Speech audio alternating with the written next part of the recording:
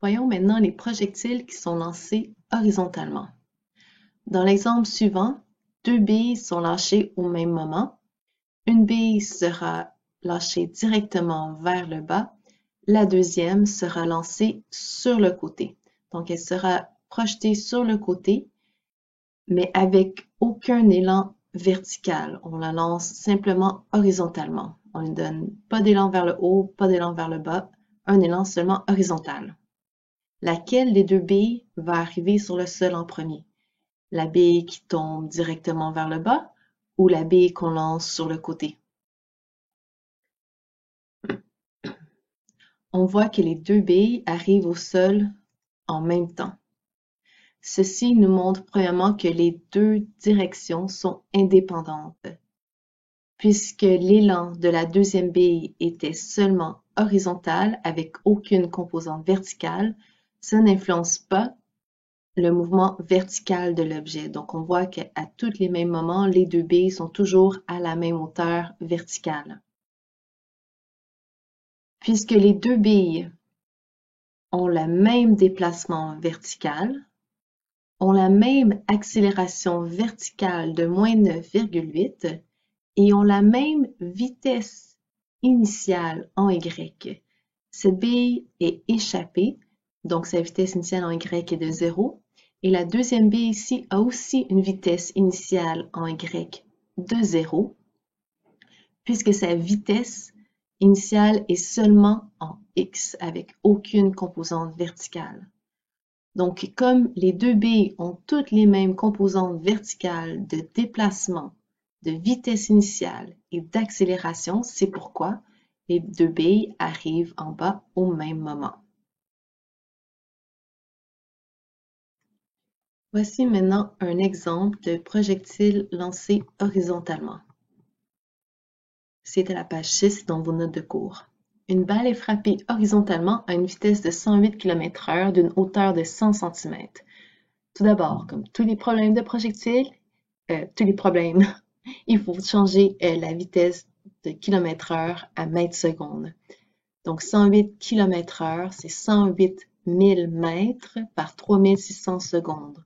On multiplie par 1000 mètres et on divise par 3600 secondes pour avoir des mètres secondes. Ça nous donne 30 mètres secondes. Ensuite, comme pour tous les problèmes de projectiles, on veut calculer la vitesse horizontale et verticale. Souvent, quand on lit un problème comme celui-ci, les gens diront « on ne connaît pas c'est quoi l'angle de la vitesse ». Cependant, la réponse est dans le mot horizontalement. Si un projectile est lancé horizontalement, c'est-à-dire qu'il est lancé à une vitesse à 0 degré. Le vecteur vitesse est donc sur l'axe des X. Donc ici, la norme 30 degrés et ici 30 degrés sur l'axe des X. La composante horizontale est donc de 30 mètres secondes et la composante verticale est de 0 de ce vecteur.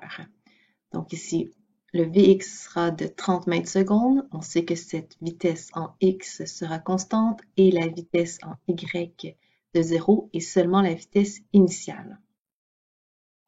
Il est à retenir que dans certains problèmes, on ne vous dira pas la vitesse initiale de l'objet d'un projectile lancé horizontalement, mais on peut quand même savoir que la vitesse initiale en Y sera de 0 quand l'objet est lancé horizontalement, même si on ne connaît pas la norme du vecteur et donc même si on ne connaît pas la vitesse en X du vecteur. On veut maintenant calculer le temps de chute de l'objet. On va utiliser le mouvement vertical en Y, MERUA, avec le référentiel vers le haut positif, vers le bas négatif.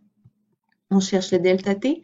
On connaît que la vitesse initiale en Y est de 0, que l'accélération Y est de moins 9,8 et que le déplacement en Y est de moins 100 mètres, tel que décrit dans le problème. Donc de moins 1 mètre.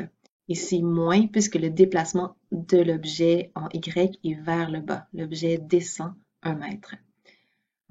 On choisit la formule suivante.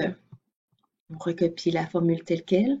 On veut isoler le delta t, ce qui peut sembler compliqué, mais on va un peu tricher. Ici, on sait que le VI est égal à 0, donc 0 fois n'importe quoi. Ça donne 0.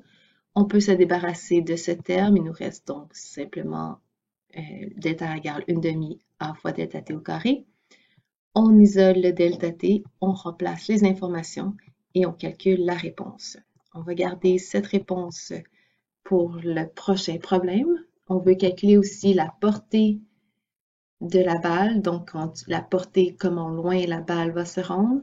On utilise le mouvement horizontal en X avec le référentiel suivant, vers la droite positif, vers la gauche négatif.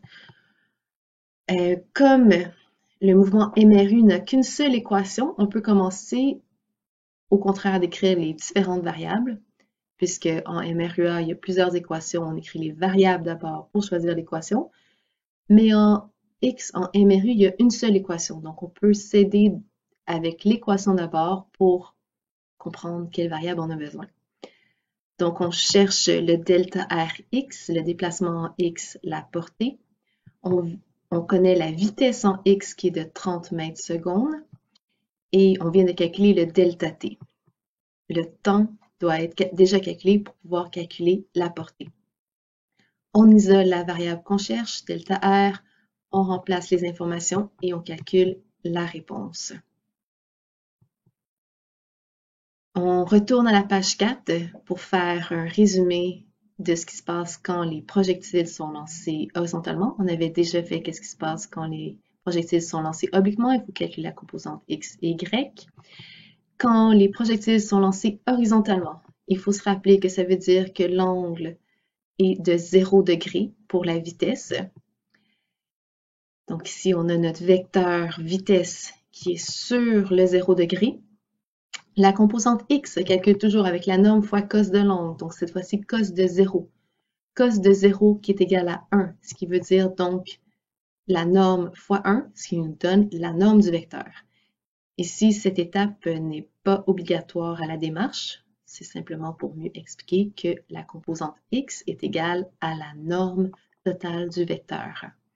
La composante Y, qui est calculée avec la norme fois sin de 0, sera égale à 0, puisque sin de 0 égale 0. Donc, quelque chose fois 0 va être égal à 0. On se rappelle que la composante X d'une vitesse d'un projectile est constante et que la composante Y de la vitesse d'un projectile est initiale seulement. La trajectoire d'un projectile lancé horizontalement sera une demi-parabole. Un petit indice pour votre devoir à la page 7. Tout d'abord, avant de calculer les différentes choses qu'on vous demande, vous devriez changer la vitesse de km/h à mètre seconde et ensuite calculer les composantes. N'oubliez pas non plus que votre calculatrice doit être en degrés. Donc, si vous êtes en train de faire des maths en radians, changez votre calculatrice en degrés. Bon travail!